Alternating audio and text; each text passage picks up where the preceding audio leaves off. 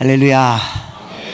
오늘 로마서 14장 말씀을 함께 나눌 텐데, 말씀드린 것처럼 한파가 보통이 아닌 것 같습니다. 역대급인 것 같고, 국가적으로도 그렇고, 또 이 미국 북미 쪽에 보니까 지금 뭐 재난과 재앙의 수준이라고 그래요.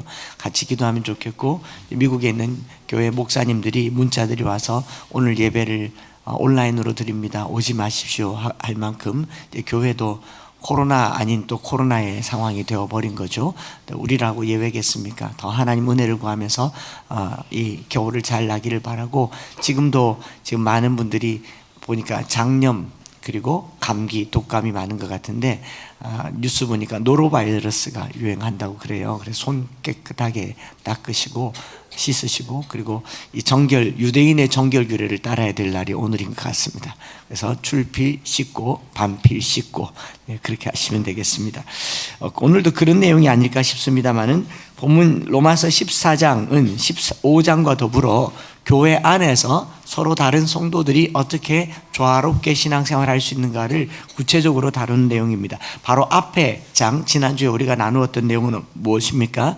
위에 있는 권세들, 세상 권세를 향한 성도들의 태도에 대한 내용을 했죠. 거기 앞에, 한 장 더 앞에 가보면요, 원수를 어떻게 대할 것인가, 너희의 원수, 악한 자들에 대한 내용입니다.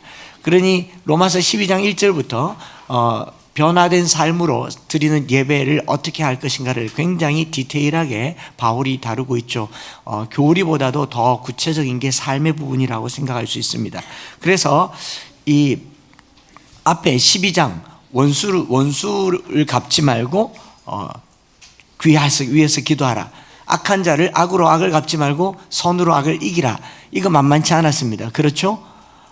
우리 안에는 악이 항상 도사리고 있어서, 뭐 우리가 죄를 지어서 죄인인 것이 아니라 나쁜 마음은 항상 우리에게 올라오죠. 제가 그냥 예배 마치고 나가는 길에 여러분 뒤통수를 그냥 후려갈기면, 일단 목사님이 때리니까 한 대 맞아는 주지만 속엔 뭐가 올라옵니까? 왜? 뭔데? 이런 걸 악이라고 그런다고요. 악을 이기는 거 쉽지 않아요. 악을 이기는 거 쉽지 않습니다. 그래서 뭐 위에서 기도하라, 그런데 더 나아가서 줄이거든 먹이고 목마르거든 마시게 하라, 원수 갚는 것이 하나님께 있으니 하나님께서 갚으시리라 했지만 하나님은 안 갚고 십자가에 갚으시고 하나님은 용서해 주시고, 너무한 거잖아요. 그런 어금니 꽉 깨물고 참고 버텼는데 13장으로 넘어와서 뭐라 그럽니까? 권세에게 복종하라. 안 할 수가 없는 그 세력의 권세에게 복종하라고 하는데, 양심을 따라하라. 어떻게 뭐라고 해석했습니까? 순교의 각오를 하라. 우리가 진리를 따라서 살고 세상 권세가 위배될 때는 죽을 각오를 하고 진리를 따라야 되니, 세상 권세에 복종하는 방법이 뭡니까? 박해, 핍박, 고난, 결박이라는 거죠. 그때 우리는 죽으면 죽으리라는 에스더와 같은 각오가 필요하다. 이 또한 쉽지 않은데 바울이 그 끝에 사랑으로 행하라, 또 사랑의 빛 외에는 아무 빛도 지지 말라, 엄청 어려웠어요. 이제 14장으로 넘어왔어요. 딱 읽어보니 그다지 어려운 것 같지 않습니다. 믿음이 연약한 자를 비판하지 말라. 어떤 사람은 먹을 거, 뭐 날짜 이런 거 정도는 우리는 그냥 받아줄 수 있습니다. 이런 것들은 고조 넘어갈 수 있습니다.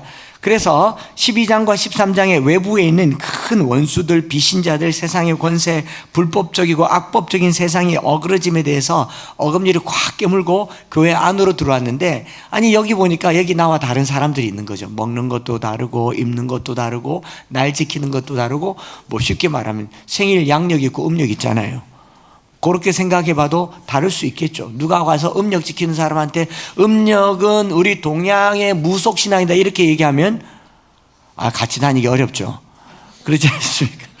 그게 14장의 얘기예요. 그럼에도 불구하고 12장과 13장과 비교해 봤을 때 14장은 어떻게 좀 해볼 수 있지 않을까 싶은 내용이에요. 그런데 이 다양한 신앙의 형태들, 먹는 것, 날 지키는 것과 일어난 문제들인데, 액면 그대로 너희가 받되 그 의견을 비판하지 말라.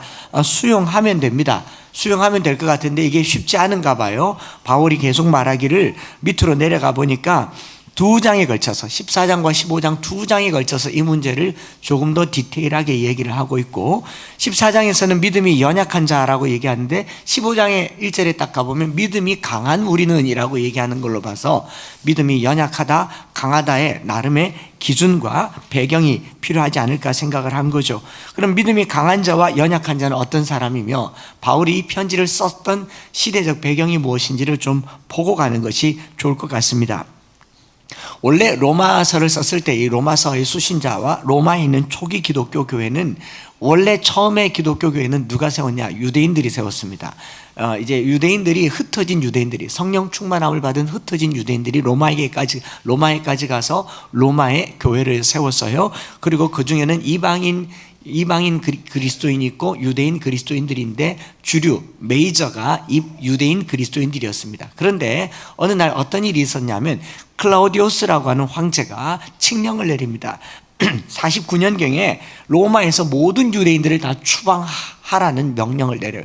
이 유대인들이 로마에 자꾸 시끄러운 소란을 일으키고 소동을 일으키고, 당연히 유대인 그리스도인들이 황제에게 절하지 않죠. 로마의 황제가 그려져 있는 이 화폐도 쓰지 않죠. 유대인들이 사회에 굉장히 불편한 요소를 주니까 클라우디우스가 귀찮아, 너희들 다 나가. 그래서 클라우디우스 황제의 칙령으로 유대인들이, 로마에 있는 유대인들이 다 쫓겨납니다. 그걸 보여줄 수 있는 게 사도행전 18장 2절에 브리스길라와 아굴라 이야기가 나와요.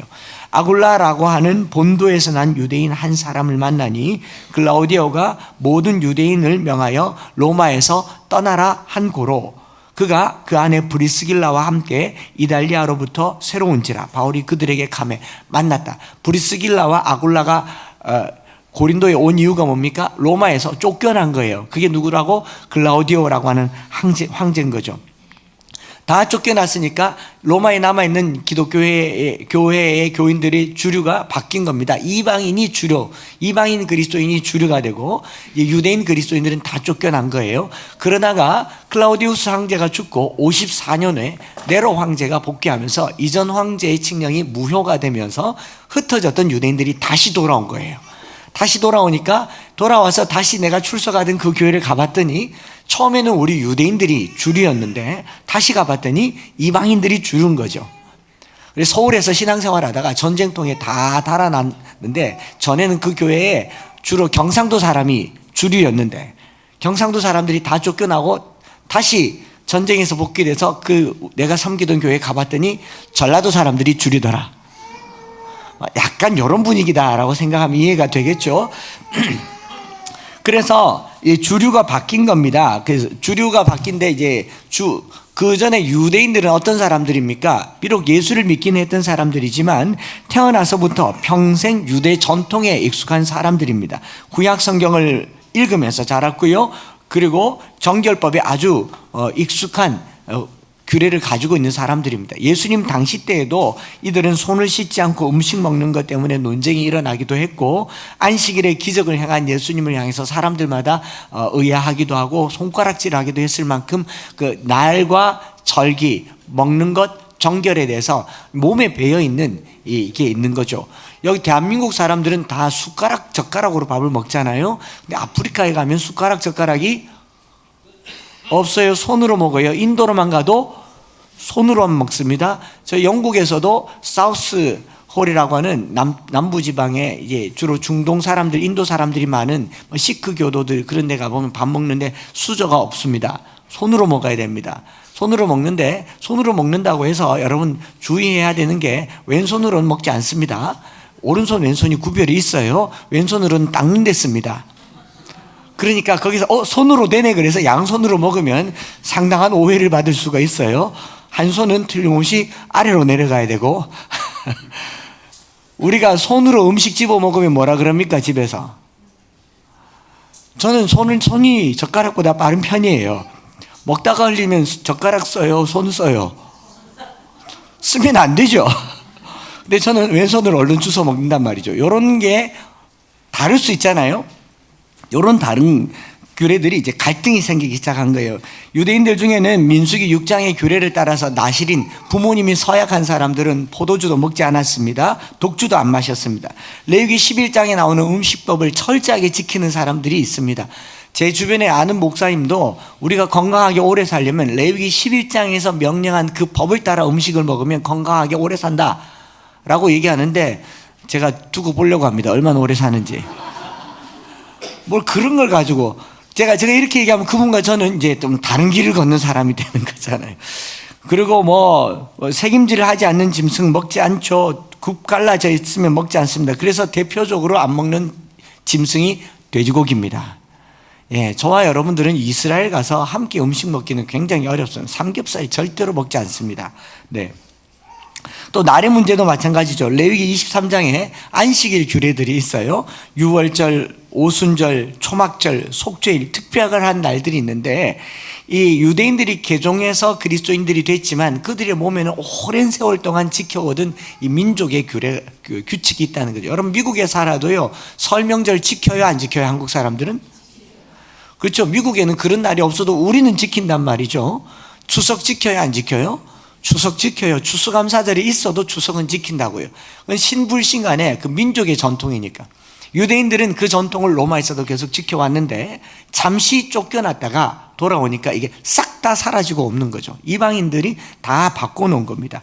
그러니 갈등이 생길 수밖에 없는 거예요. 특별히 유월절이라고 하는 것은 신앙적인 절기이기도 하지만 이스라엘 민족의 광복절이거든요. 출애굽한 날이니까. 로마에 있는 이방인 그리스도인이 굳이 그 날을 지킬 필요가 없습니다. 미국 사람이 한국에 와서 광복절을 지킨다거나 뭐 6.25를 지킬 리가 없잖아요. 다른 이야기니까. 그런 얘기다라는 것이죠. 그런 것도 있고, 또 주일이요. 주일. 안식 후 첫날에 예수님께서 부활하셔서 주일을 다 주일로 지킵니다. 그런데 이스라엘에 있는 유대인 기독교인들은 공식적인 공휴일이 금요일 저녁부터 토요일이기 때문에 주일을 언제 지킨다? 토요일 날, 금요일 저녁부터 토요일 날 지킬까요? 주일 날 지킬까요? 두 날 다 지킬까요? 토요일 날 지킵니다. 당장 중동에 있는 모든 기독교는 토요일을 주일로 지킵니다. 제가 재작년에 카타르에 부흥회 갔는데 주일 예배를 토요일 날 드리고 주일 날 또 드리더라고요. 많이 피곤해요. 와, 뭐 이런 게 다 있노 싶었어요. 설교가 많아졌다 이 말이죠. 그러니까 이게 안 맞는 거예요. 계속 충돌이 일어난 거죠. 즉 로마에 있는 기독교도 처음에는 주일을 토요일로 지켜왔다가 이제 쫓겨나고 다시 오니까 로마의 공휴일인 일요일 날 안식일 그 주일을 지키게 되는 겁니다. 클라우디우스가 죽고 나서 다시 모여진 이 로마 교회에, 다시 모여진 로마 교회 유대인들이 이방인들을 보니까, 유대인의 입장에서 이방인들을 보니까 엉망진창인 거죠. 잠시 떠나갔다 왔다가 보니까 지멋대로인 거예요. 먹는 것도 제멋대로, 날짜도 제멋대로, 손으로 집어 먹지를 않나, 손 씻지도 않고 먹지를 않나, 뭐 이러니까 불편한 거죠. 그런데 여기서 보면, 잘 보면 누가 약한 자고 누가 강한 자일까요? 이방인이 약한 자, 유대인이 강한 자. 이게 좀 이해가 필요하다고요. 자, 유대인들이 약한 자입니다. 믿음이 약한 자. 약한 자란 말은 이제 뭐 죄를 짓는다라는 말이 아니고, 믿음이 강한 자란 말은 신앙이 독실하다라는 말과는 조금 차이가 있는데요. 실제 믿음이 크고 작고 뭐 강하고 약하고 하는 이야기가 아니라는 거죠. 여기서 바울이 약함이란 말은 의지나 인격이 약하기 때문에 쉽게 유혹에 빠지거나 결단을 내리지 못하고 우물쭈물한다라는 말의 의미가 아니고, 믿음이 약하다라는 말은 온전하게 살려고 하니 상처를 많이 받게 된다. 신앙생활하는 게 제재사항이 많아서 많이 어렵다. 이런 사람들을 약하다라고 얘기해요. 자, 아이들이 면역이 약하니까 감기가 잘 걸리죠. 얘들이 약하다라는 말은 면역이 약하단 말이잖아요. 그렇죠? 그 말은 깨끗하고 순수하고 온전한 상황에서는 잘 안 아플 수 있다라는 말이잖아요. 그러니 믿음이 약하다라는 말은 이 유대인들의 절기를 따라서 사는 사람들을 약하다라고 얘기하고, 이 절기와 관계없이, 음식법과 관계없이 먹는 것에 자유로운 사람을 강하다라고 얘기하는 거죠. 그래서 이 믿음이 약하다라는 말은 다르게 말하면 순수한 사람, 순전한 사람, 말씀대로 살려고 노력하는 사람, 이걸 좋게 말하면 그렇고요, 나쁘게 말하면 바리새인, 철저하게 말씀대로 살려고 하는 사람에게 말씀대로 살지 않는 사람은 어떤 사람들일까요? 어울리면 안 돼. 난 당신과 달라. 이렇게 자꾸 담을 쌓고 자기 신앙의 체계를 자기 안에 가둬두는 사람을 약한 사람. 반대로 믿음이 강한 사람은 어떤 사람요? 뻔뻔한 사람은 아니고 믿음이 주는 자유 안에서 평화로운 사람인데 웬만한 일에 상처를 받기보다 탄력 회복성이 있어서 수용도 하고 그러려니 하고 받아도 주고 또 그런 사람을, 내성이 있는 사람을 믿음이 강한 사람이라고 얘기하는 거죠. 복음에 주는 은혜와 은혜의 범주를 잘 이해함으로 먹는 문제, 마시는 문제, 특별히 나를 지키는 문제에 있어서 자유로운 사람, 면역이 강한 사람. 웬만한 걸 먹어도, 똥을 먹으면 안 되겠지만 먹어도 탈 안 나는 사람, 그런 사람들입니다. 저는 가끔 가다가 저희 집 냉장고에서 이렇게 열어보고 유통기간이 좀 지난 우유, 멸균 우유, 두유 같은 거 먹습니다. 지난 2주 전에 먹은 거는 한 10개월쯤 지났더라고요. 근데 제 아내가 늘 말했어요. 안 딴 건 괜찮다. 안 딴 건 괜찮다. 그래서 먹었어요. 냉장고 안에 저는 믿음이 강한 사람일까요? 약한 사람일까요? 네, 그런 거예요. 갑자기 얼굴이. 그냥 이걸 먹고 탈난 사람은 장이 약한 사람, 이걸 먹고 괜찮은 사람은 장이 강한 사람. 괜찮았습니다. 그래서 그 다음 주에 하나 더 먹으려고 빨대를 꽂아서 빨아봤는데 뻑뻑 하더라고요. 이건 좀 아닌 것 같아서 싹 다 버렸습니다. 냉장고가 크면요, 저희 작은 냉장고 쓴다고 하는데도 구석구석에 숨어있는 요소들이 있어요. 무슨 말인지 아시겠죠? 믿음이 약한 사람은요, 어떤 세상의 죄나 부정이나 불결이 들어오면 견딜 수가 없는 사람. 믿음이 약한 사람. 믿음이 강한 사람, 웬만하면 너무 괜찮아서 이제 뭐 술도 담배도 마약도 다 괜찮다고 하는 사람 는 아닐 거예요. 아닐 거지만 스스로 자기의 보호벽을 많이 가지고 있는 사람은 강한 사람, 보호벽이 좀 적은 사람은 약한 사람입니다. 네, 그래서 뭐 요 정도를 알면 좋지 않겠나 싶어요. 그런데 이거 자체가 문제가 될 게 아닌데 왜 문제가 생겼냐면 약한 자들이 강한 자들의 행동을 정죄하는 거죠.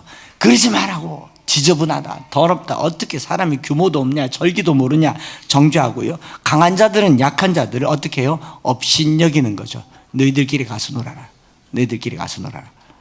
이게 서로 어울리지 못하는 겁니다. 제가 고등학교, 대학교 다닐 때 저희 동기들과 같이 어울려보면 저는 믿음이 약한 축에 해당합니다. 노래방에 안 가죠. 저들이 먹는 거 안 먹죠. 저들이 노는 뭐 당구장 이런 데 안 가죠.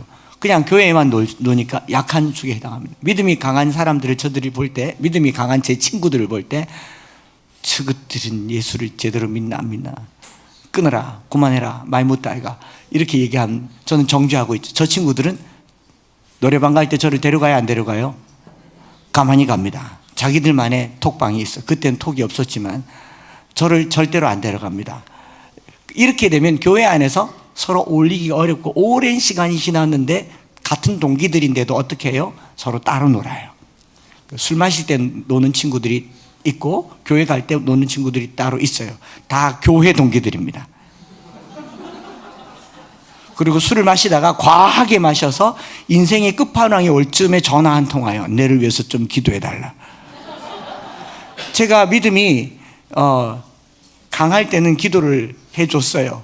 지금은 제 속에서 지옥 간다 라고 말하고 싶어요. 그러나 말을 안 하죠. 자, 이러니까 함께 있을 수가 없게 되고 결국 서로 남이 되는 겁니다. 그런 분위기를 여러분 바울이 어떻게 얘기하느냐, 교회 안에, 이거 문화의 차이는 아니에요. 저희 교회는 믿음이 약한 축에 해당합니까? 설교만 들었을 때는 강한 축에 해당합니까? 강한? 약한. 웬만한 사람 다 못 받아들일 것 같은 설교를 가끔 하죠.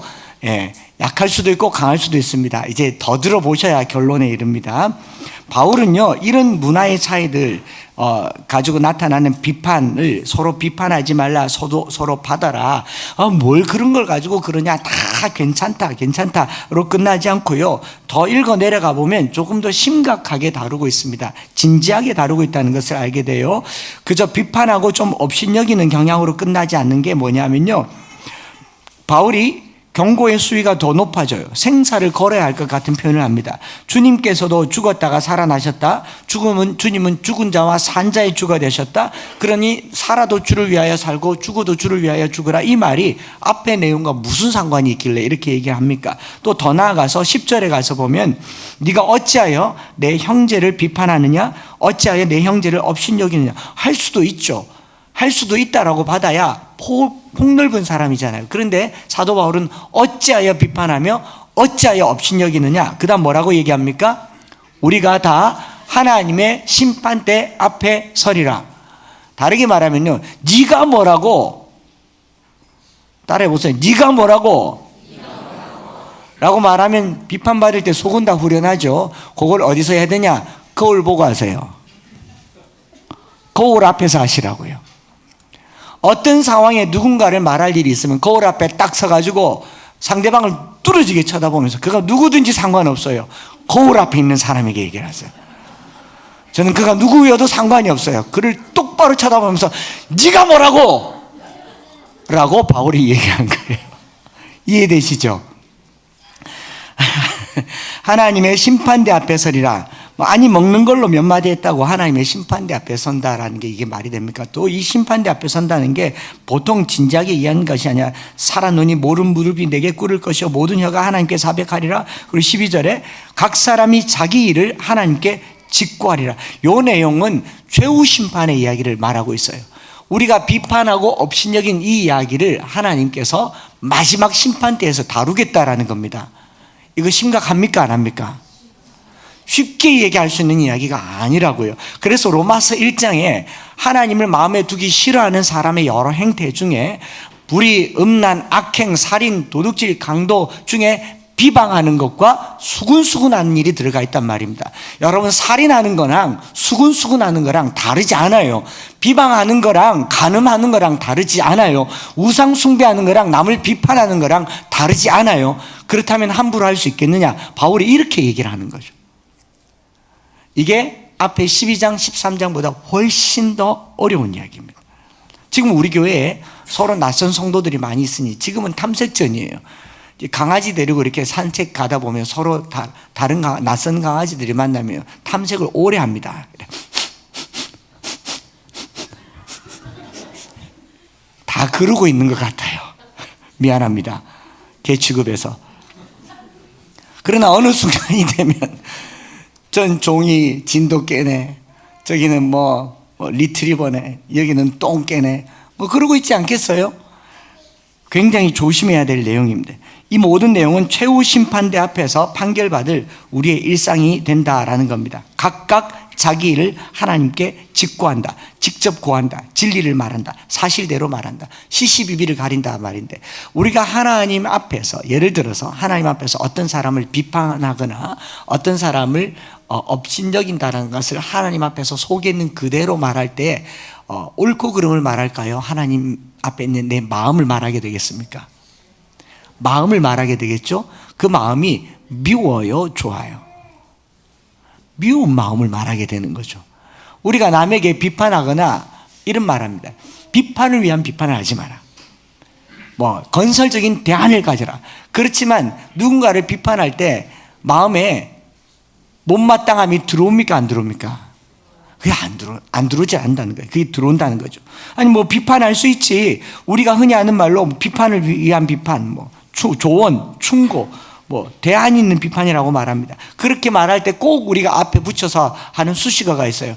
다 네 좋으라고 하는 말이라고. 상대방 좋으라고 하는 말이에요. 내가 꼴 보기 싫어서 하는 말이에요. 한번 솔직하게 말해서 내가 그게 보기 싫으니까 그거 고치고 싶어서 하는 말이에요. 진짜 그를 위해서 하는 말이에요. 1번, 2번이요. 내 눈에 안 들어오는 거잖아요. 내 성이 안 차는 거잖아요. 그러니까 다 너를 위해서 한다. 이걸 하나님 앞에서 직고하면요, 하나님이 이렇게 말해요. 거짓말. 실제로 그렇지 않습니까? 내 안에 비판이라고 하는 이 동기가 나의 악에 근거한다라고 사도 바울이 말하고 있는 거죠. 그래서 이 본질적인 문제가 아닌 것 같은데 뚜껑을 열어보니까 본질적인 거더라라는 거예요. 뭐 십자가, 죄사함, 칭의, 믿음으로 구원받는다는 거 이런 거 얘기하는 게 아닌 것 같았어요. 먹는 거, 날 지키는 거, 안식일, 주일 이런 것들인 줄 알았어요. 믿음이 강한 자와 약한 자들이 그들의 삶이 얼마나 수용적이고 얼마나 덜 수용적인가를 얘기하는 것 같았는데 그 중심을 하나님 앞에 딱 들어가 보니 내 안에 악이 여전히 도사리고 있더라라는 겁니다. 여러분, 우리 한국이 유럽 사회에서 미개인 취급받았던 게 얼마 전까지 그랬어요. 그 중에 제일 대표적인 게 뭡니까? 개고기였어요. 뭐 지금도 선호하시는 분들이 있고 그걸 가지고 뭐 나무랄 수도 이제 저는 믿음이 이제 강한 자가 돼 가야 될 것 같은 느낌이 드는데 보신탕입니다. 보신탕. 불과 20년 전만 해도 뭐 사람들이 그렇게 말해 먹을 게 없어서 그랬다. 키우는 개와 먹는 개가 다르다 이렇게 얘기하는데 여러분 저 먹을 것 없는 캄보디아에도요 지나가는 개 안 잡아먹습니다. 동아시아에서 개 잡아먹는 나라가 별로 없어요. 우리나라가 잘 잡아먹습니다. 특별히 먹을 때 꼭 이렇게 말합니다. 이 개가 유전적 형질이 사람하고 거의 비슷해가지고 먹으면 소화가 잘 되고 몸에 좋다. 제가 그 말 들을 때 얼마나 소름 돋느냐 하면 저러다가 사람도 먹겠다. 그리고 형질 똑같은 사람 먹어야 안 됩니까? 그러니 우리 안에 가지고 있는 잔인함은요, 뭐 선을 계속 넘어가는 거. 이러다가 이제는 안 먹죠. 뭐 개고기를 좋아하고 선호한다고 해도 법이 금하고 있어요. 불법이에요. 일단은 법이 금하고 있으니까 좋아하시는 분들도 개 대신 염소를 드시거나 양을 드시거나 뭐 하시는 건 괜찮겠지만 한 번쯤 생각해 보라는 거죠. 자, 이렇게 얘기하면 저는 믿음이 약한 자입니까? 강한 자입니까? 이런 것들이 많았어요. 그러다 보니 이방인들, 유대인들 중에 어떤 일이 있었느냐면 여기 보면 채소 먹는단 말이 나오죠. 왜 채소를 먹느냐? 고기를 시장에 가서 사러 갔는데 이 고기가 코셔법에 따라서 제사를 안 지낸 순수한 고기인지 또 할랄 법에 따라서 뭐 이렇게 그 이방신에게 절한 제사를 지낸 고기인지 우리가 알 길이 없잖아요. 그래서 우리가 이슬람 육축점 안 간다는 게 그런 거잖아요. 그래서 안 먹는 편을 택하는 게 이제 채소를 먹는 채식주의자가 되는 겁니다. 믿음이 약한 교인에 해당하는 경우죠. 또 더 예를 들어 보겠습니다. 교단이 다르고 교파만 달라도 또 문제가 되죠. 그래서 교회마다 우리 교회는 뭐 옥하는 목사님이 목회하시던 사랑의 교회랑 같은 교단, 합동교단. 우리도 그렇게 썼을걸요? 안 썼네요. 천만다행입니다. 네. 뭐 어느 목사님이 있는 하용조 목사님이 있는 온누리교회와 같은 통합교단 이렇게 쓰는데 그러면서 이제 갸우뚱거립니다. 여러분, 러시아 정교회가 갈라졌을 때 갈라진 이유 중에 하나가 뭐냐면 축도할 때 손가락을 벌리느냐 오므리느냐가 하나의 이유가 됐다 그래요. 예, 벌리면 샌다는 거죠. 당장 합동과 통합에 찌어다 추구나옵나이다. 이걸로도 교단 색깔을 알잖아요. 전 제 마음대로 해요. 그때 달라요. 이런 걸 가지고도 얘기를 합니다. 그러니 이런 시대 때에 바울이 뭐라고 얘기하냐는 거죠. 추수감사절요? 우리 교회 절기 아니에요. 미국에서나 추수감사절 지키고 우리 추수감사절 지키지 영국에서는 추수감사절 절기가 없습니다. 왜? 성경 절기가 아니니까요. 이런 거 가지고 너 왜 지키냐 안 지키냐. 좀 더 예를 들어서 사도신경을 고백하는 교회가 있고 안 하는 교회가 있어. 안 하는 교회는 그 성경에 없는 거다, 그 가톨릭 고백이다 라고 얘기를 합니다. 그럼 우리는 가톨릭입니까? 그렇지 않나요? 이런 여러 가지 다른 것들을 두고 사도 바울이 뭐라고 하냐, 마지막 날에 결국 자기 일을 하나님 앞에 직구할 것인데 각각 마음에 하나님 앞에 내가 비판받을 것만 생각해도 남을 비판할 수가 없다라는 겁니다. 세상에서 비판받을 만한 사람들이 늘 위로받는 곳이 한 곳이 있어요. 거기가 어디냐면 교도소입니다. 교도소에는요, 죄인이 죄인을 비판하지 않아요. 어쩌다 이래 됐노? 친구 잘못 만났어요. 어쩌다 이래 됐노? 정부 잘못 만났어요. 교도소 가면 서로 다 위로합니다. 우리 나가서 잘 살자. 나가면 연락해. 우리 교인들은요, 다 죄 지은 교도소 수감생들이랑 다를 바가 없어요. 뭐 해야 됩니까? 서로 위로해야 돼요. 위로해야 돼요. 그래서 사도 바울이 이런 상황에서 로마 교회 교인들을 향해서 두 가지 제안을 합니다. 첫째로 서로 받으라. 한번 따라할까요? 받으라. 여러분, 들이받지 말고 들이받지 말고 받으세요. 이 프로스 람바노란 말은 람바노가 받다, 붙이다, 잡다란 말인데 프로스란 말은 다가가서 잡는단 말입니다. 악수할 때 가만히 앉아서 손오기만 기다리는 사람이 있는가 하면 좀 친절한 사람 어떻습니까? 다가가서 이렇게 잡잖아요. 이걸 프로스 람바노라고 얘기해요. 상대방이 어떤 나랑 다른 어떤 게 있으면 적당하게 거리를 두고 너는 나, 나는 너, 나는 나, 너는 너 이렇게 하지 마시고 다가가서 받으라. 로마 14장 1절에 믿음이 연약한 자를 너희가 받되 그의 의견을 비판하지 말라라고 분명한 얘기를 하는 겁니다.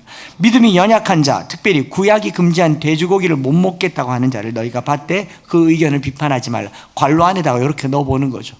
믿음이 연약한 자, 절기를 지키는 자들을 너희가 받되 그의 연약함을, 의견을 비판하지 말라라고 얘기하는 거죠. 또는 이걸 가지고 끼리끼리 모이지도 말라라는 말입니다. 자, 돼지고기파가 있고 안 돼지고기파가 있는 거죠. 소고기파가 있는 거죠. 대한예수교 장로회 돼지고기 금지파, 대한예수교 장로회 돼지고기 수용파. 우리 한국교회가, 장로교회가 이것 사실인지 아닌지 모르겠지만 표면적으로는 이렇게 얘기해요. 주일 성수 때문에 통합과 합동이 갈라졌다. 그래서 대한예수교 장로회 주일 온전한 성수파 합동, 대한예수교 장로회 주일 예배 드리고 시장 보는 파 통합. 맞아요? 그런데 누가 알겠어요? 하나님 앞에서 직구하리라, 하나님의 심판대 앞에 서리라. 아마도 모르긴 몰라도 그 총회 현장에 갔을 때는요, 서로 미워하는 일단의 부류가 반반쯤 되었을 것이고, 미워하고 갈라지기 위한 핑계 중에 가장 큰 핑계가 이 핑계가 되었을 가능성이 맞지 않겠습니까? 누가 옳다, 이게 옳다, 저게 옳다, 저는 말할 수는 없어요. 그러나 하나님의 시간, 하나님의 물질, 하나님의 것에 대한 우리 생각은 온전해야 할 필요가 있지만, 이것 때문에 너희가 서로 받지 못한다면 결국은 들이받게 되는 결과가 나타나게 된다. 이게 사도 바울의 이야기다라는 것이죠. 그래서 믿음이 연약한 자들은 오늘날로 치면 아주 보수적인 사람들일 것이고요, 믿음이 강한 사람들이라고 한 분들은 어떻게 보면 신앙에 탄력이 있는 사람들일 겁니다. 그렇다고 해서 술 먹고 담배 피고 나쁜 짓 하고 이런 사람들은 술 담배가 나쁜 것 아니라고 말할 수는 없습니다. 결코 좋은 건 아니에요. 의사도 못하게 하잖아요. 굳이 목사 입에서 그걸 가지고 나쁘다, 좋다, 말다 이렇게 말할 거 없고 병원에만 가도 못하게 하니까 아닙니까? 한 잔도 마시고는 운전을 못하게 하잖아요. 지금 음주운전 때문에 새벽에 새벽이라는 청소 환경미화원이랑 얼마나 많은 사람들이 로드킬을 당하고 있잖아요. 그러니 그런 걸 금하기 위해서라도 그 주류업은 그냥 문 닫는 게 저는 맞을 것 같다는 생각을 하는 건 제 생각이에요. 사회학적으로도 그렇고. 그리고 저는 믿음이 아주 약한 사람에 해당합니다. 그렇다고 해서 정죄하진 않지만 그렇다고 해서 지금 이거 아닌데 죄송합니다. 많이 갔어요. 어디지? 네. 그런 사람들을 자유주의자라고 비판해서도 안 돼요. 그러나 여기서 중요한 거 3절에 그대로 나옵니다. 먹는 자를 먹지 않는 자를 업신여기지 말고 먹지 않는 자를 먹는 자를 비판하지 말라. 같이 한번 따라 할까요? 이는 하나님이 그를 받으셨습니다. 하나님이 그를 받으셨다라고 하는데 메시지 바이블에는 God invited them both to the table. 그 사람들을 이 사람은 받고 이 사람 받고가 아니고 그 사람을 같은 테이블로 불렀다라는 말이에요. 교회의 공동체가 가지고 있는 가장 큰 강력은요, 술 안 먹는 사람, 먹는 사람, 돼지고기 먹는 사람, 안 먹는 사람, 절기 지키는 사람, 안 지키는 사람, 합동, 통합, 장로교, 순복음, 침례교, 그렇게 끼리끼리 모이라가 아니라 천국 가면 이 모든 사람들을 한 테이블에 invite, 불렀다는 거예요. 교회가 가지고 있는 가장 강력한 그릇은요, 포용이라고 하는 그릇입니다. 어떤 사람이든 여기 와서 함께 있는 동안 그리스도의 십자가로 동화되는 것을 목표로 하지 각자가 가지고 있는 삶의 방법을 고수하는 걸 목표로 하지 않는다라는 겁니다. 그래서 A나 B가 와서 A는 A대로 B는 B대로 사는 게 아니라 함께 모였더니 C가 되더라, 크라이스트가 되더라. 이게 교회가 가지고 있는 강력이에요. 자, 13장에서도 제가 말했죠. 정치적인 부분도 마찬가지예요. 좌든 우든 교회, 그리스도의 십자가라고 하는 한 그늘 아래서 가까이 오셔서 먼 데 있는 자들과 가까이 있는 자들을 하나 되게 하신 분이 십자가입니다. 둘 사이에 막힌 담을 허시는 분이 십자가입니다. 오늘 먹는 자와 먹지 않는 자를 하나 되게 하시는 분이 십자가입니다. 이 둘을 한 자리로 부르려면요, 받아야 돼요. 가까이 와서 잡아와서 여기 앉혀야 돼요. 술 먹는 사람도 여기 와야 되고요, 담배 피는 사람들도 와야 되고, 죄 짓는 사람도 와야 되고, 술이라면 치를 뜨는 사람도 와야 되고, 담배를 싫어하는 사람은요, 담배 냄새 피는 사람 곁에만 가도 싫다 그래요. 그런 사람도 함께 와서 모든 사람이 그리스도 안에서 하나 되게 하는 것을 받으라 라고 얘기를 하는 겁니다. 하나님이 그를 받으셨다. 그래서 웰컴 하란 말입니다. 여러분, 받되 동화되지 말고 트랜스폼, 변화되시기 바랍니다. 이게 변화라는 것이 로마서 12장 1절에 본받지 말고 변화를 받아라는 말은 여기가 변화의 장이에요.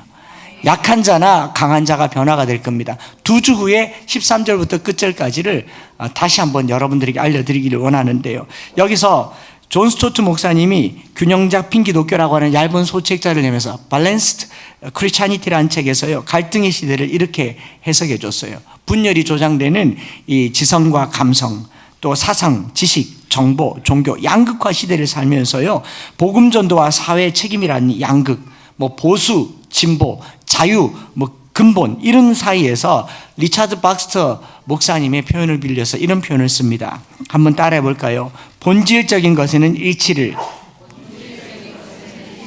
비본질적인 것에는 자유를, 이 모든 것에는 사랑을. 본질도 비본질도 중요하지 않고 이 모든 것에 사랑이 중요합니다. 누가 이렇게 말하잖아요. 그건 본질적인 게 아니다. 그럼 뭐가 본질인지 저는 아직 잘 몰라요. 그런데 제가 확실하게 하는 것은요, 이 세상을 바꾸는, 아직도 이 세상을 바꾸는 가장 강력한 힘은 사랑입니다. 본질을 건드려줘서 고맙다 이런 얘기도 하고, 그건 비본질적인 것입니다, 무시합시다 이렇게 말하지만 그보다 더 중요한 것은 사랑이다라는 거죠. 그래서 서로 다른 그리스도인들이 자신의 입장을 강조하거나 강요하기보다 서로 사랑하는 것, 이것이 중요하다. 먹는 자나 먹지 않는 자를 서로 업신여기거나 비판하지 말라라는 말의 다른 표현은요, 사랑하라. 사랑하라. 사랑만 남는 겁니다. 한 가지만 더 기도 제목 삼읍시다. 하나님의 영광을 위하여 하라. 예, 먹든지 마시든지 무엇을 하든지 다 하나님의 영광을 위하여 하라. 이것이 오늘 우리가 두 번째로 기도할 제목인 줄 압니다. 사도 바울이 이걸 가지고 말하죠. 살아도 주를 위하여 살고 죽어도 주를 위하여 죽나니 사나 죽으나 다 주의 것이로다. 이 말씀을 마무리하려고 하는데요, 우리가 하나님이 받으시면 우리가 거부할 게 없어요. 거부할 수가 없습니다. 하나님이 괜찮다 하는데 어떻게 우리가 거부하겠어요? 제가 말씀드렸잖아요. 여러분들이 그렇게 싫어하는 사람 천국 가면 볼지도 몰라요. 뭐 누가 죽어야 된다고 하는데 그 죽어야 될 사람이 천국에 온다면 어떡할 건데요? 절대로 오면 안 될 줄 생각하는데 그 사람이 오고 내가 못 갈 수도 있어요. 천국 가려면 넘어야 될 가장 큰 난관이 뭐냐면 천국에서 보기 싫은 그 사람을 사랑하는 겁니다. 저 사람만은 지옥에 쳐넣어야 될 그 사람을 건져내서 천국 가서 같이 살자고 하는 게 기독교 신앙이에요. 그러니 여기서 미워하는 사람, 미워하는 마음 자체가 우리가 이겨야 될 가장 큰 죄더라고요. 여러분, 여기 앉은 사람이 살인을 합니까? 강도질을 합니까? 전쟁을 일으킵니까? 간음을 합니까? 오늘 우리가 회개를, 뭘 또 회개를 해야 되겠어요? 지난주에 이어서 똑같잖아요. 내 안에 누군가를 여전히 미워하고 있는 거죠. 그 미워할 때는 뭐가 나오느냐? 정당함이 나와요. 왜 그걸 말하지 않냐고, 왜 똑바로 살지 않느냐고 하나님 앞에서 다시 물어봐야 돼요. 정의감인지 사랑인지. 오늘 저가 여러분들이 서로 수용하고 용납하는 사랑하는 공동체가 되기를 원합니다. 말씀 마치면서요, 최종 판단은 주님이 할 거니까 제가 딱 집에서 문 열고 나오기 전에 하나님께서 이런 마음을 주셨어요. 어떻게 하나님의 영광을 위해 살까? 누군가를 비판하거나 누군가를 업신여기거나 어떤 죄를 지어야 할 상황이 눈앞에 딱 닥칠 때 하나님께서 제 머리에 또 올려준 네 글자가 뭐였냐면 1만 시간 기도 운동. 뭐냐 하니까 여러분 되게 어려운 마음이 어려운 상황이 있으면 1시간만 기도하세요. 그리고 욕해 주세요. 죄를 지어야 될 상황이 되면 잠깐 죄를 내려놓고 1시간만 기도하세요. 그리고 지으세요. 되겠습니까? 우리 친구들 컴퓨터 게임을 너무 하고 싶다. 컴퓨터 앞에 딱 앉아서 1시간만 기도하세요. 10,000시간을 우리 채우자고요. 너무너무 놀고 싶다? 1시간만 기도하세요.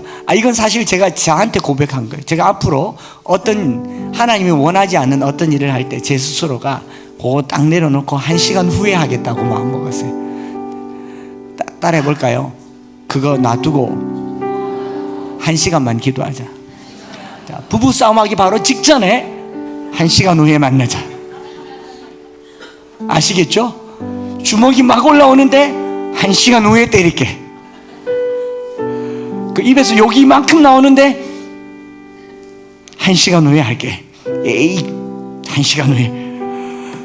1시간만 기다리자고요. 누가 말 3초 5초 생각이라고 하는데 1시간만 기도합시다. 1시간만 기도. 저거 다 채우고 하나님이 우리 교회에 어떻게 역사하셨는지 저는 이제 기대하기 시작했어요. 이제 10% 지났습니다. 이 지난 시간들을 그저 목사님이 뭔가를 하니까 같이 기도하자 하지만요, 제가 기도하러 올라오는 여러 성도들의 기도에 하는 모습들 보면 새벽 3시부터 4시까지 안문계 권사님 집에서요 잠을 설쳐가면서 잠이 깨면 잠 다시 들기를 기다리는 것이 아니라 바로 기도에 들어가는 권사님들의 모습을 보고, 목사님 저도 작정으로 기도했습니다, 목숨 내놓고 기도하기로 했습니다 라는 마음을, 그 소리를 들으면서요, 이게 그냥 행사가 아니라 진짜 한국교회, 하나님께서 우리 교회, 이 나라에 큰 스토리를 만들어 가시는 첫 단추인 줄 믿습니다. 1시간만 합시다. 무슨 일을, 안 좋은 일을, 특별히 안 좋은 일을 하고 싶을 때, 안 좋은 일이 내게 일어나려고 할 때 1시간 기도를 꼭 채워서 하나님의 영광을 위하여, 그리고 기도할 때 물어보세요. 이것이 주를 위한 일인가? 나를 위한 일인가? 아까 찬양했잖아요. 사실은 오늘 결단 찬양 이거 하고 싶었었는데 성가대가 먼저 해가지고, 이제 내가 살아도 주 위에 살고 이제 내가 죽어도 주 위에 죽고, 그러므로 나는 사나 죽으나 주의 것이로다. 목숨 걸고 그 1시간 기도하고요. 제가 캐나다에 가서 집회는 사흘 할 건데 앞뒤로 2, 3일씩 더 여유가 있잖아요. 기도하는 일에 시간 쓸 겁니다. 목사님께 요청해서 어디 좋은 데 구경 안 갈 겁니다. 차에 끌려다닐지는 모르겠지만 되도록이면 기도하는 자리에 있을 거고, 이 교회가 노방전도 열심히 하는 교회입니다. 특별히 캐나다 토론토 그 길거리에서 한국인 목사님이 피켓 들고 동성애 하는 사람들에게 하나님은 사랑이십니다, 돌아오십시오, 그 차별금지법을 온몸으로 막는 목사님인데 그 곁에 한번 서 있어라도 보려고 합니다. 토요일날 노방에 춥대요. 토요일날 노방전도 하는데 가보려고 합니다. 집에 있는 두꺼운 옷을 다 꺼내봤는데 영하 40도에 입을 만한 옷은 없더라고요. 그래서 핫팩 많이 들고 가려고 합니다. 그런데 제 마음은 그래요. 저나 여러분들이나 기도로 만납시다. 1시간 기도로 만나고, 그래서 이 찬양 드리면서 한번 기도하십시다. 나 주님의 기쁨 되기 원하네. 내 마음을 새롭게 하소서. 내가 원하는 한 가지, 주님의 기쁨 되는 것.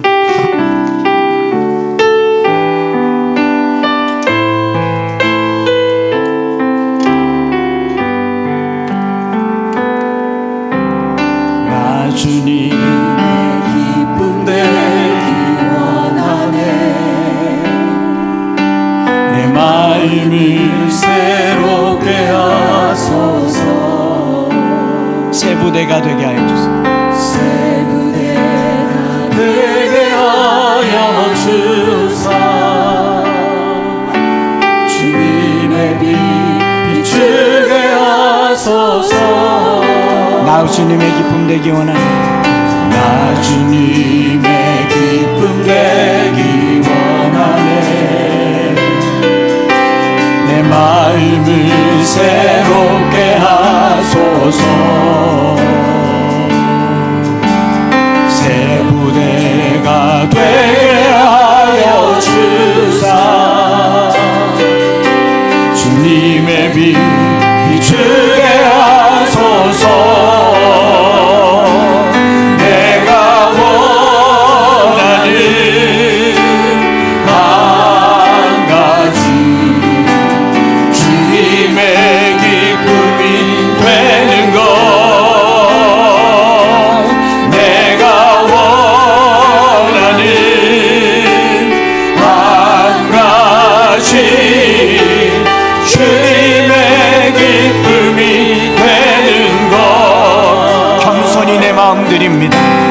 겸손히 내 마음 드립니다. 나의 모든 것 받으소서. 주님 함께 깨끗게 씻어주사 주의 길로 행하게 하소서. 내가 원하는 안가 주님의 기쁨 되는 것, 주님의 기쁨이 되는 것, 내가 원하는 한 가지 주님의 기쁨이 내가 원하는 한 가지, 내가 원하는 한 가지 주님의 기쁨 되는 것, 주님의 기쁨이 되는 것, 원하는 한 가지 주님의 두 손 높이 들고 고백하십시다. 내가 원하는 한 가지, 내가 원하는 주님의 기쁨 되기를 원합니다. 주님의 기쁨이 되는 것, 내가 원하는 한 가지 주님의 기쁨이 되는 것. 우리 이 시간에 기도할 때 여러분들 주님 앞에서 판단받기를 원하세요? 기쁨의 상급이 되기를 원하세요? 주님 앞에 기쁨이 되기를 원한다면 내 앞에 있는 사람도 기뻐하셔야 돼요. 주님 앞에 사랑받기를 원한다면 내 앞에 있는 사람을 사랑하셔야 돼요. 내가 남을 비판하면 주님 앞에서 내가 비판받을 거예요. 오늘 하나님, 내가 주님의 기쁨이 되기를 원합니다. 그 일을 위하여 1시간씩 기도할지라도 기쁨의 삶을 살겠다고, 먹든지 마시든지 무엇을 하든지 하나님의 영광을 위하여 기쁨의 삶을 살겠노라고 우리 오늘 말씀 생각하면서 내가 판단해야 할 그 누군가를 떠올리면서 사랑하게 하여 달라고, 기뻐하게 하여 달라고 이 시간 주 이름 크게 한번 부르짖고 합심하여서 기도하며 나가겠습니다. 주여,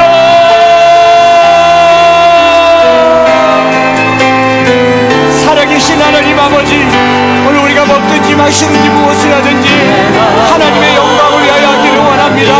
하나님, 오늘 우리 삶 속에서 마지막 날 주님 앞에 직구하게 될 주님께 모든 무릎을 꿇고 주님 앞에 엎드릴 때 우리가 판단받고 비판받고 업신여김받지 않도록 오늘 우리가 주님 앞에 살게 하시옵소서.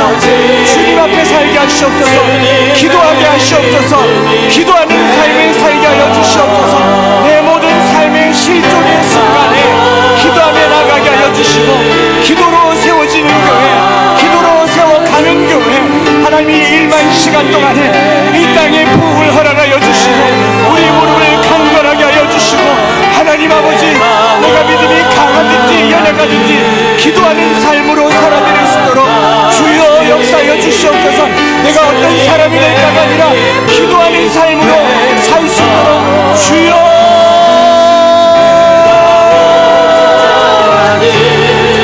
아버지 하나님, 주님의 기쁨으로 살기를 원합니다. 아버지 하나님, 주님 우리를 모시고 기뻐하시고 영광스러운 삶이 되기를 원합니다. 하나님, 주님의 기쁨이 되는 것. 우리 한 가지만 더, 한 번만 더 기도할 텐데 우선은 저를 위해서도 기도해 주십시오. 작년에 갈 뻔하다가 못 갔습니다. 하나님의 특별한 계획이 있겠죠. 건강도 붙잡아 주시겠지만 하나님 마음껏 써주셔서 어찌 보면 전 세계의 동성애의 가장 그 근원이라고 하는 곳에 하나님 성령을 부어주시옵소서. 불을 내려주시옵소서. 회개하고 돌아오는 역사가 있게 하여 주시옵소서. 우리 교회를 위해서 기도하십시다. 이 교회에 주님께서 귀한 땅을 주셨다면 이것이 인간의 욕심이나 탐욕이나 인간의 계획이 되지 말게 하여 주시고 하나님의 기쁨이 되기를 원합니다. 하나님 사용하여 주시옵소서. 그리고 마지막으로 기도할 때에 우리 말씀 붙은 것처럼 1만 시간 기도를 통하여서 우리가 믿음이 강하든지 약하든지 어찌 되었든지 기도하는 한 주가 되기를 원합니다. 더 기도하게 하시고 더 무릎 꿇게 하시고 특별히 죄지을 상황에 기도하게 하옵소서. 비판할 상황에 기도하게 하옵소서. 하나님 업신여길 상황에 기도하게 하옵소서. 기도에 불을 다하여 주시옵소서. 주의 이름 한번 부르짖고 합심해서 기도하며 나가겠습니다. 주여,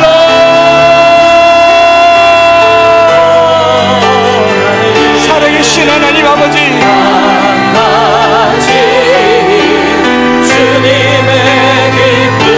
오늘 우리 안에 믿음이 강하건 약하건 하나님 무엇을 먹든 마시지 않든 우리 안에 기도하는 삶으로 하나님의 기쁨을 되게 하여 주시고 서로 다가가서 받아들이게 하시고 사랑하게 하시고 사랑으로 살게 하여 주시고 우리의 가정을 주님의 식탁 아래 주님의 테이블로 불러 모아 들어가게 하여 주시옵소서. 저 캐나다 십자가교회를 축복하여 주시고 박종민 목사님 붙잡아 주셔서 물건을 관심으로 세상에 거대하게 마주쳤을 때 우리가 응원하며 지원하며 그 아들의 손에 들려있는 물맷돌을 써주시고 골리앗을 넘어뜨리는 하나님의 아들들이 하여 주시옵소서. 그 교회에 불을 내려 주시옵소서. 충만하게 하여 주시옵소서. 전심으로 주께 나아가는 교회들이 되게 하여 주시옵소서. 기도할 때에 성령을 부어주시고 성령을 부어주시고 기도하는 한 주가 되게 하여 주시옵소서. 주여,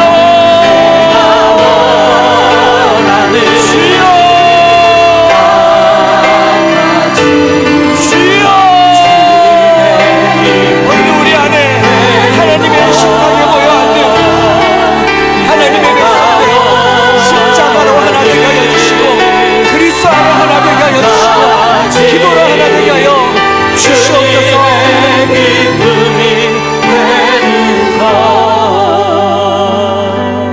하나님 아버지, 원수들로 받는 박해는 참으면 되고 기도하면 되고 세상 권세도 그 법에 굴복당하고 핍박받으면 되지만 진짜 참기 어려운 것이 나와 다른 사람들을 대하는 것입니다. 진짜 받아들이기 어려운 것이 나와 다른 믿음의 형태들 때문인 것을 보게 됩니다. 우리가 하나님도 아니면서 누군가를 뜯어 고치려고 하고 우리가 하나님도 아니면서 누군가를 판단하려고 하고 정죄하려고 했다면 하나님 우리를 용서하여 주시옵소서. 하나님 앞에 직구하게 될 때에 내 마음속에 깊숙이 들여져 있는 악이 드러날까 두려워하게 하여 주시고 미워하는 마음이 드러날까 두려워하게 하여 주시고 하나님 그 마음이 들 때마다 한 시간씩 기도하며 마음을 내려놓고 죄를 내려놓고 하나님의 기쁨이 되게 하여 주시옵소서. 먹든지 마시든지 무엇을 하든지 살아도 주를 위하여 죽어도 주를 위하여 우리가 오래 사는 것이 인생의 목적이 아니라 주를 위하여 사는 것이 인생의 목적인즉 주님 받아 주시옵소서. 이 한 주간 동안 더 깨어 기도하기를 원합니다. 1만 시간을 채우고서 그 시간 안에 하나님이 어떻게 일하시는지 각자가 간증하는 기적이 일어나게 하여 주시옵소서. 교회에 크고 놀라운 일을 행하신 하나님을 찬양합니다. 하나님 역사하여 주시옵소서. 하나님 종을 들어 토론토까지 가게 하셨으니 하나님 작년에 못 갔던 그 길이 올해 열렸다면 하나님께서 계획하신 일들을 이루어 주시옵소서. 종은 아무것도 아니오니 하나님이 드러나게 하시고 주의 말씀이 전해지게 하시고 우리가 전심으로 기도할 때에 하나님이 능력을 베풀어 주시옵소서. 그 땅에서 홀로단신으로 길거리에서 사역하시는 박종민 목사님을 붙잡아 주시고 사랑하는 아들의 손에 다윗의 물맷돌을 쥐어주셔서 골리앗을 넘어뜨리는 은혜를 허락하여 주시고 저희들이 가서 위로하고 격려하고 은혜를 나누고 돌아올 때에 두 교회가 함께 주님 안에 온전히 서는 역사가 있게 하여 주시옵소서. 하나님 이 한 주간 동안 우리의 기도 가운데 집에서나 교회에서나 차에서나 길에서나 주의 이름 부를 때 성령님 역사하여 주시옵소서. 구주 예수 그리스도의 크신 은혜와 아버지 하나님의 변함없으신 사랑하심과 성령 하나님 위로 교통 충만 역사하심이 오늘 먹든지 마시든지 무엇을 하든지 나를 지키든지 안 지키든지 서로 다름 앞에서 믿음이 강하든지 약하든지 그 어떤 상황이든지 기도하기로 다짐하고 기도로 사랑하기로 다짐하고 기도를 이어가기로 다짐하는 사랑하는 모든 성도들 머리 위에 캐나다 토론토 십자가 교회 위에 이제로부터 영원토록 함께 있을지어다. 아멘.